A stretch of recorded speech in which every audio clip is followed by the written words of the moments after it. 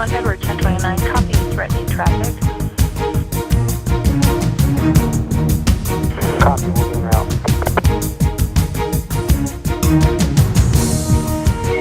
Edward 1029, if you can please respond to 2020 McNeil Street, Lakeview.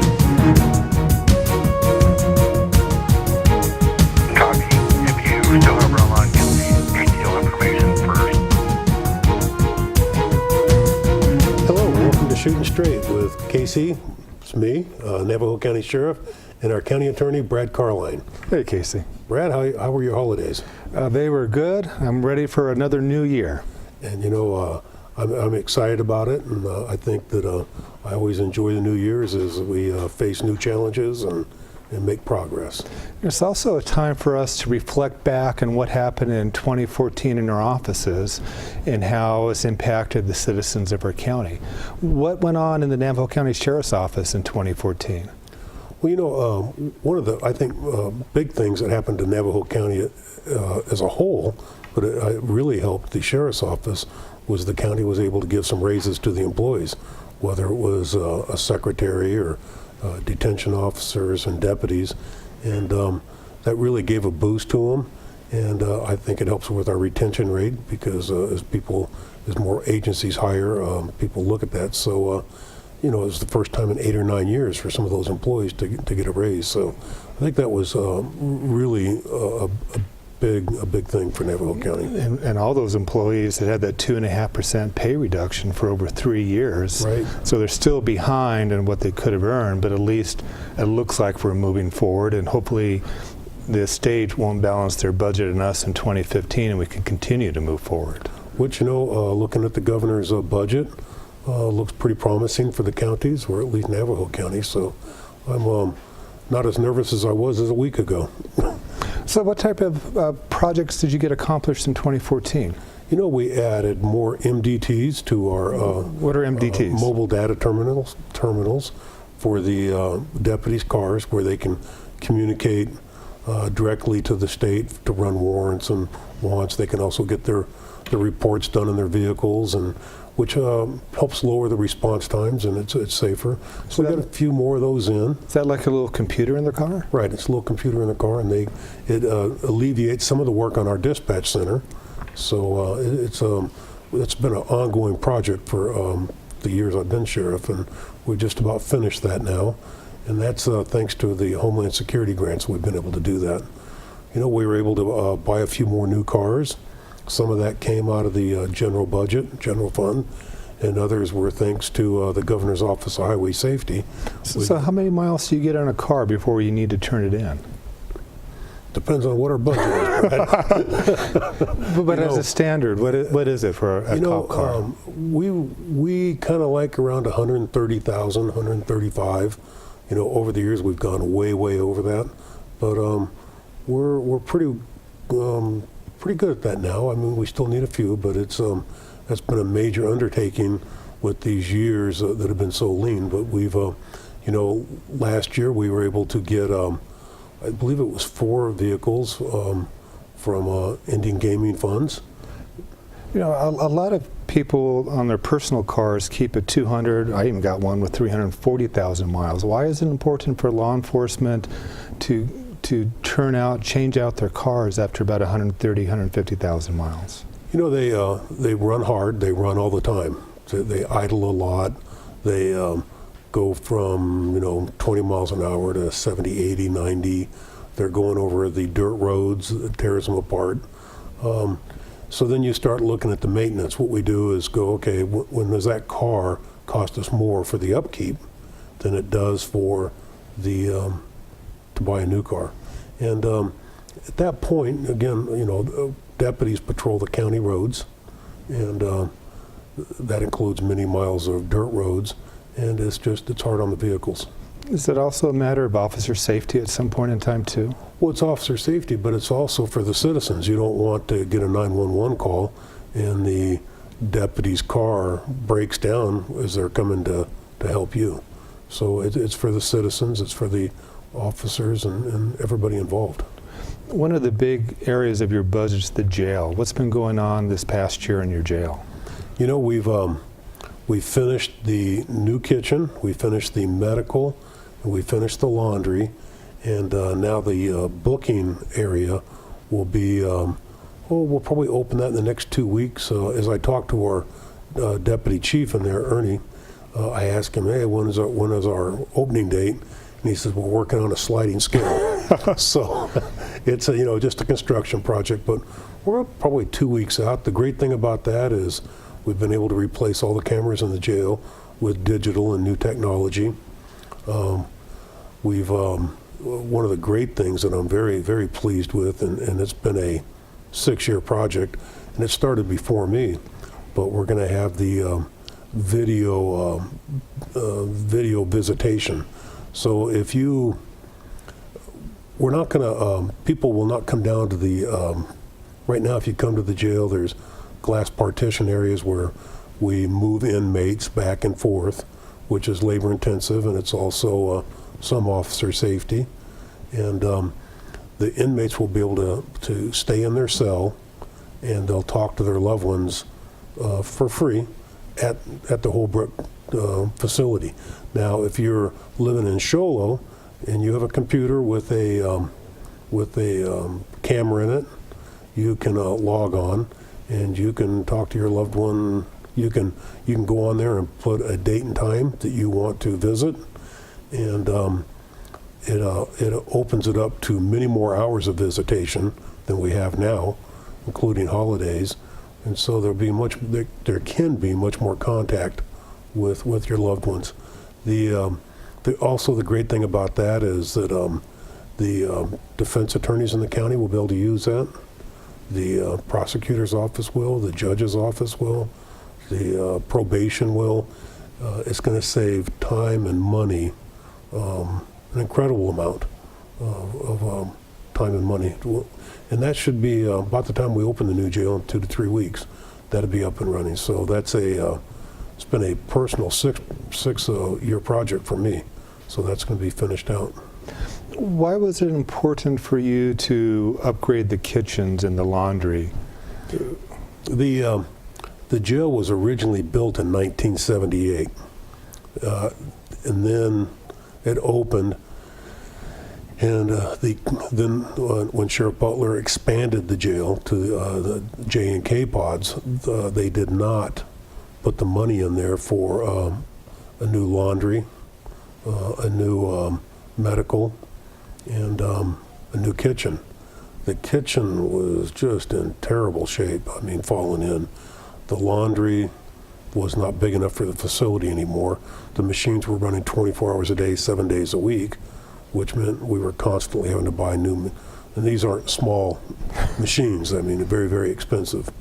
And then the medical, we had changed into basically, it was an old cell a very, very small room that was at one time a cell that we used for medical. The medical, once those prisoners come into the county facility, Navajo County, and specifically me, are responsible for their health care, whether we like it or not. That's just, we're responsible for it. And it was just a matter of time before we were going to find a lawsuit on that. So we have the medical unit now is more like a doctor's office. And the great thing about that is, again, time and money is, especially with the new medical facility we have at the county complex with the partnership we did there with Summit. Those doctors can walk right over there. We're not having to transport inmates.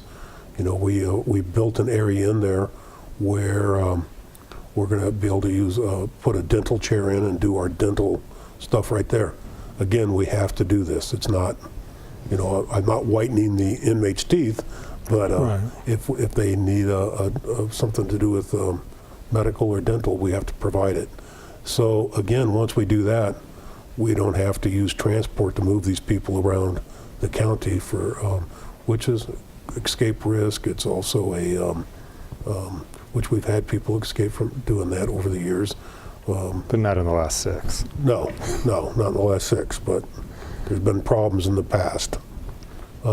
So that, again, saves time and money, and it's safety for the officers and everybody involved.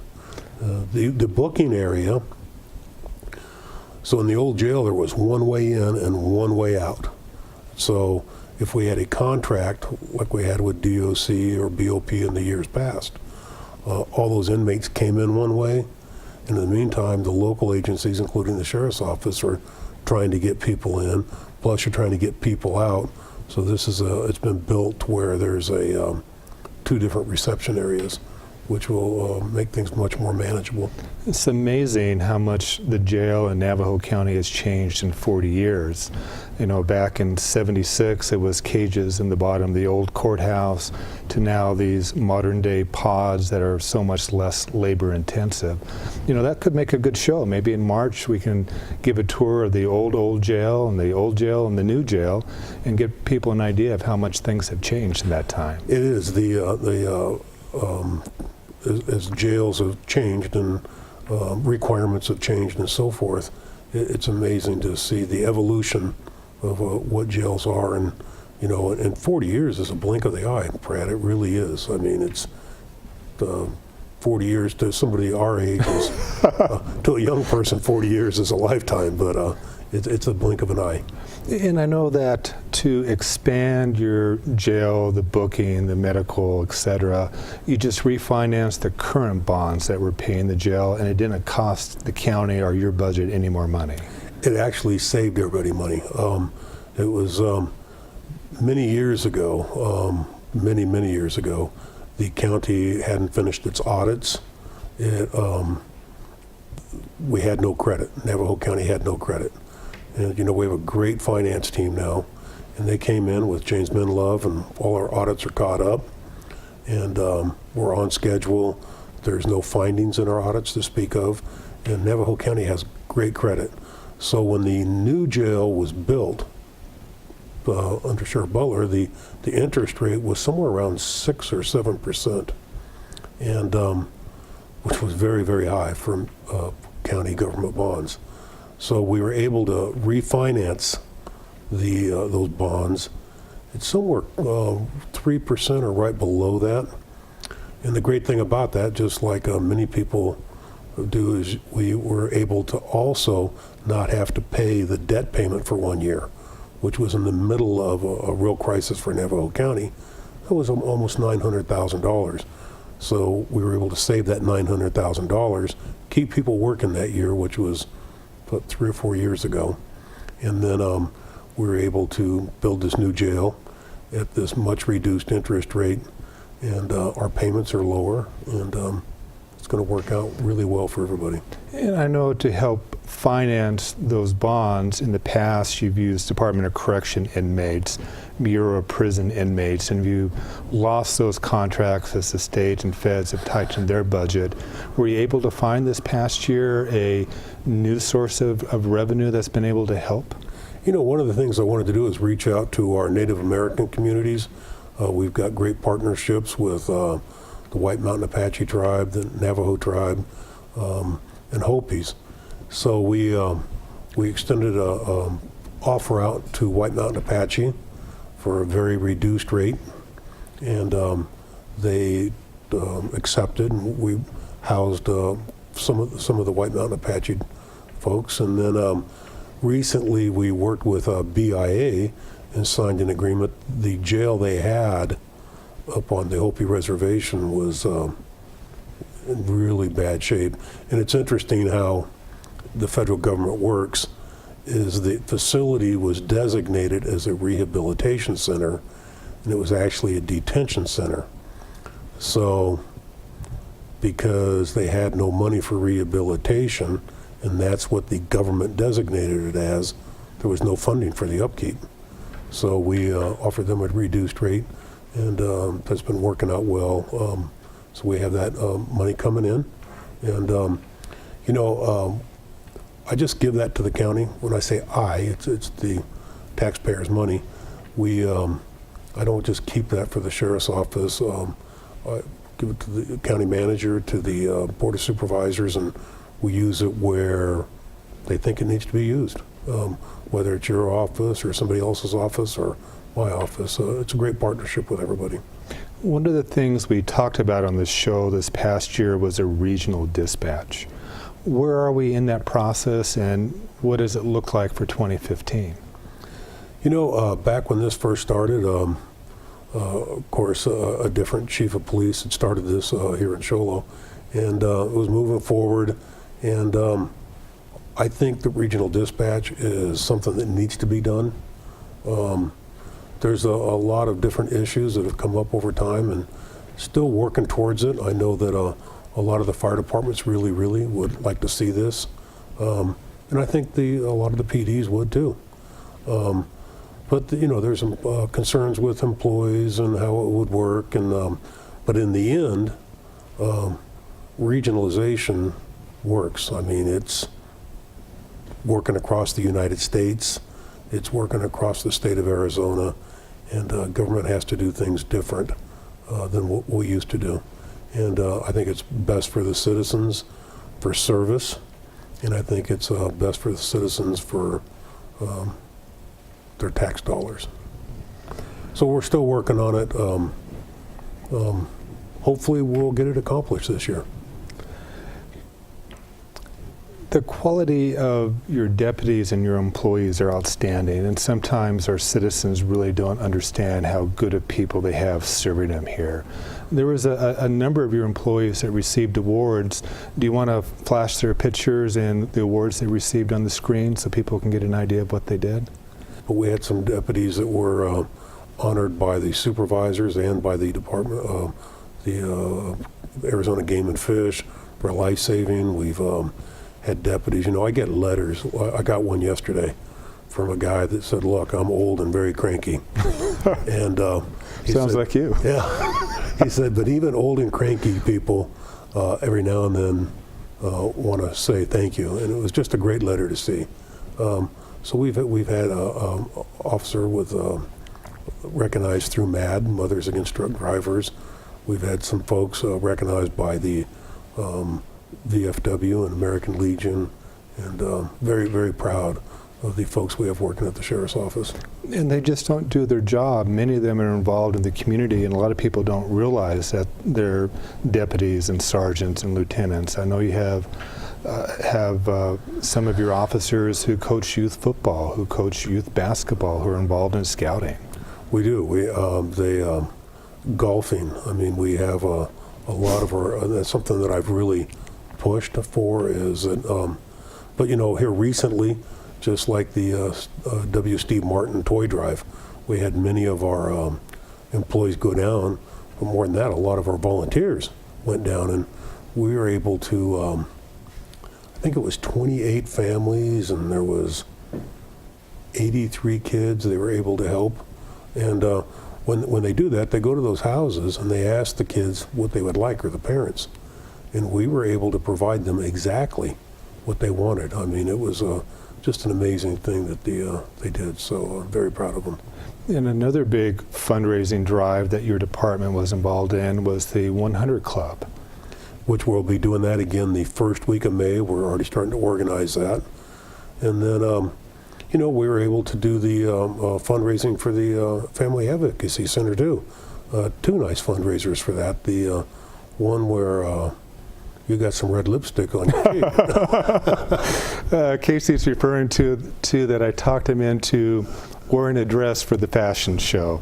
And Casey was a good sport and did it this year. And then we were able to do the night at Casey's condos, and we raised a lot of money. The folks that came to that were just great people. I really enjoyed the evening, and my first night in jail. And, it was an interesting experience, but had a great time. It poured that night, if you remember, but we stood out there and cooked steaks and breakfast in the morning in the pouring rain. So great. It was, you know, the Family Advocacy Center just does great things here in Navajo County.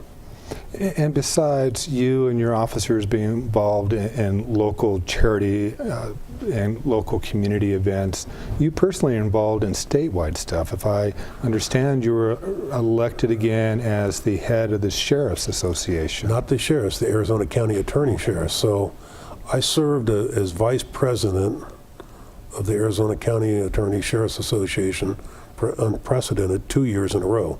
with Sheila Polk being the president at the time, Yavapai County Attorney. Then I was president of that association, and then I was elected to the Sheriff's Association. I was vice president and then president. And then I've been elected back as vice president to the County Attorney Sheriff's Association. Yeah, there's a lot of different committees that we serve on that I believe benefit the citizens of Navajo County, but also the state. On the HIDA, I'm on the subcommittee of the HIDA. Explain what HIDA is again. High intensity drug trafficking area. I sit on the RAC, the Regional Advisory Committee for Homeland Security. I'm the president this year of that, or the chairman of that committee. So it keeps you busy. The LEPC. Explain what it is. I'm not. You're the president, so you explain it. The LEPC, the law enforcement. Well, no, that's the committee we were on yesterday. Was the legislative? Oh, the Legislative Policy Committee for the Arizona Association of Counties. Right.